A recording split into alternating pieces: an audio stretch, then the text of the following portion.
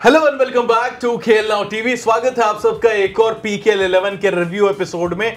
आज था डे 8 और डे 8 पे एक जो सितारा निकल के आया है पीकेएल के लिए, बहुत ही खास दिन था कि देवांक नाम का एक आंधी तूफान आया था, तमिल तलाइवास की टीम को उड़ा के ले गया। 12 पॉइंट से आगे चल रही थी एक मौके पर फर्स्ट हाफ में तमिल तलाइवास की टीम, वहां से एक लौता सितारा पटना पायरेट्स के लिए निकल के आया देवांक।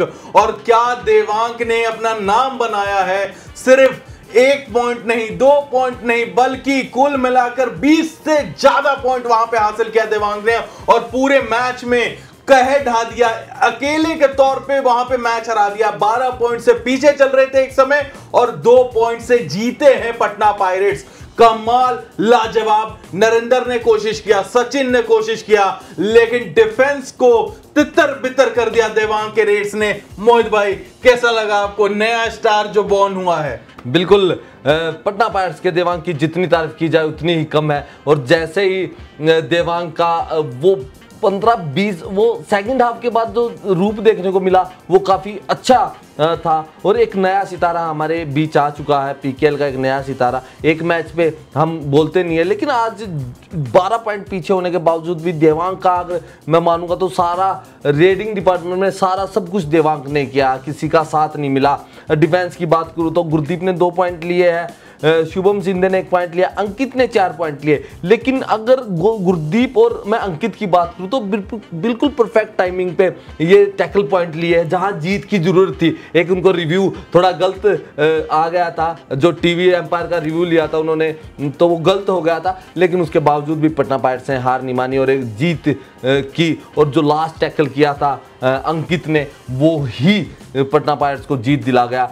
देवांक एक स्टार बन के आए हैं हमारे सामने पटना पायरेट्स के, लेकिन अंकित का आज की जीत में पूरा सहयोग मिला। और जहां मैं बात करूं तमिल की, नरेंद्र को तो कोई रोक ही नहीं सकता। नरेंद्र बिल्कुल बिना किसी एक्शन के आते हैं, काम कूल रह के अपना सुपर 10 कर लेते हैं और पॉइंट्स ले जाते हैं। 15 पॉइंट्स बनाए हैं। आज फेलियर क्या हुआ तमिल में फेलियर हुए कवर्स, एम अभिषेक और नितेश, ये दोनों आज फेलियर हुए हैं। इन्हीं की वजह से यहाँ पासा पलटा है, क्योंकि देवांक बार बार अटैक कर रहे थे एम अभिषेक पे। जब 4 रहते थे, 5 रहते थे या 6-7 में भी एम अभिषेक पे ही अटैक करते थे।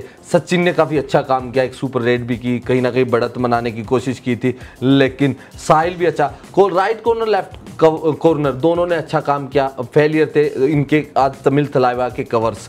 नरेंद्र का साथ सचिन ने दिया, अनुज ने दिया, 2 पॉइंट में थे। लेकिन आमिर आज थोड़ा ज़्यादा कुछ और कर सकते थे। पर आगे आने वाले मैचों में जब तक सागर नहीं होगा तो बस्तामी को ही खेलना पड़ेगा। बस्तामी धीरे धीरे सीखना क्या है, धीरे धीरे कॉम्बिनेशन कर रहे हैं साहिल के साथ और अच्छा काम कर रहे हैं। लेकिन पटना पायरेट्स और तमिल तलाइवा में सारा श्रेय जाता है देवांक को, जिसने 12 पॉइंट की लीड को काट कर अपने ओर कर दिया इस मैच को। और अंकित जो इस मैच के एक सरप्राइज हीरो रहे, जिसने लास्ट टैकल किया। बिल्कुल, और कहते हैं ना कि नेवर जज a book by its cover, लेकिन ये बुक में कवर फाड़ के निकला है वो सितारा। तो अब उम्मीद रहेगी पटना पायरेट्स को इनसे कि आगे आने वाले मैचेस में भी इतना भी नहीं तो कम से कम हर मैच में लगभग सुपर 10 का एक परफॉर्मेंस दे दे तो पटना के लिए अच्छा होगा। लेकिन अभी भी कंसर्न्स है कि डिफेंस उतना बेहतर शुरुआत में नहीं चला, तभी इतना बड़ा लीड बना था तमिल के लिए, तो उस पर ध्यान देना पड़ेगा। देवांक तो निकल गए, बाकी टीम को चलना पड़ेगा। अब चलते हैं दूसरे मुकाबले पे, जिसपे सबसे ज्यादा वहां पे क्रिटिसिज्म झेलना पड़ेगा फिर से बेंगलुरु की टीम को। बॉटम ऑफ द टेबल पे हैं, 4 मैच खेल चुके हैं, एक भी जीत नहीं मिली है। कंसर्न रणधीर सिंह शेरावत के लिए, कंसर्न प्रदीप नरवाल के लिए। आज प्रदीप नरवाल नहीं चले, ना मैट पे रहे, क्योंकि आज सिर्फ उनको 3 रेड करने मिला और 1 एम्प्टी रेड करके आए थे, जो कि पहला ही रेड था उनका मैच का, और 2 बार टैकल हुए। कहीं शायद इंजरी कंसर्न तो नहीं जिसकी वजह से प्रदीप को बाहर रखा गया, क्योंकि 3 रेड में तो यार इतनी जल्दी तो बाहर नहीं हो सकते। क्या इंजरी कंसर्न है वो तो पता चल जाएगा बहुत ही जल्द। और एक चीज तो पक्की है कि डंडे जो पड़े हैं वो थोड़े ही बहुत काम आए हैं। रणधीर सिंह शेरावत ने अपने पिछले प्रेस कॉन्फ्रेंस में कहा था डिफेंस पे डंडा चलाना पड़ेगा, थोड़ा ही काम आया है, क्योंकि प्रॉपर तरीके से तो उतना भी काम नहीं आया। और इतना एक्सपीरियंस लेके आने वाले खिलाड़ी नितिन रावत, सौरव नांदाल, सुरेंद्र पाजी, एक्सपीरियंस को डब्बे में पैक करके घर रखा है और वो एक्सपीरियंस घर से उनके लाना भूल गए हैं, क्योंकि नहीं दिख रहा भाई। अगर 3-4 पॉइंट भी आप ले आए हैं मैच में, लेकिन गलतियां कितनी की आपने। 3-4 पॉइंट आपके पास 2-3 बार मौका था पुनेरी को ऑल आउट देने का, आपने गवाया। एक्सपीरियंस कहां है, कहां जाएगा इतने सारे मैचेस खेलने का काम। लेकिन क्या आप किस तरीके से, तो पुणे के बारे में क्या ही बात करें, वो तो डोमिनेट करेंगे। बिल्कुल, पुणे ने डोमिनेट करके दिखाया भी है। पंकज मोहित की बात करूं, अभिनय संकेत की बात करूं, असलम, मोहित गोयत, गौरव खत्री, अमन, इनके रेडिंग डिपार्टमेंट की बात करूं तो किसी का भी सुपर 10 नहीं है, लेकिन जीत बहुत बड़े मार्जिन से जीते हैं। और दूसरी बात, डिफेंडरों ने काम किया है, गौरव खत्री ने, अमान ने, दोनों ने काम किया है, संकेत ने भी अपना अपना सहयोग दिया है। साथ साथ जो काम असलम इनामदार, मोहित गोयत करते हैं डिफेंस में, वो रेड के साथ साथ वो कमाल इस टीम में है। ये सातों के सातों डिफेंडर है, रेडर्स है इनके पास। पंकज मोहित है, असलम इनामदार है, मोहित गोयत है, आकाश शिंदे रेडर है, लेकिन रेडर के साथ साथ इनमें टैलेंट है ऑलराउंडर प्ले करने का, और वही काम करते हैं, इसलिए इतने बड़े मार्जिन से जीते हैं। अगर मैं बुल्स की बात करूं तो जैसे आदि ने बोला कि सारा ध्यान सारे डंडे डिफेंडरों पे पड़े, लेकिन कुछ काम आए। सौरभ, नितिन कहीं ना कहीं अपना 40% दिया है आज गेम में, लेकिन 40% के ऊपर नहीं उठ पाए हैं। प्रदीप नरवाल सब्स्टिट्यूट कर दिए गए, 2-3 रेड लगाई, 2 रेड में टैकल हो गए। प्रतीक 0 पॉइंट, सुरेंद्र पाजी 0 पॉइंट, पंकज 6 पॉइंट लेके आए, कहीं ना कहीं वापसी कराने की कोशिश कर रहे थे। अजंका भी फेलियर रहे। तो टीम में कोच ने डंडे चलाए डिफेंडरों पे, लेकिन भूल गए रेडरों पे भी चलाना, इसलिए आज रेडरों ने भी अपना काम नहीं किया है। अगर बैंगलोर बुल्स को जीतना है तो दोनों के रेडिंग डिपार्टमेंट और डिफेंस डिपार्टमेंट, दोनों डिपार्टमेंट को अपना काम करके दिखाना होगा।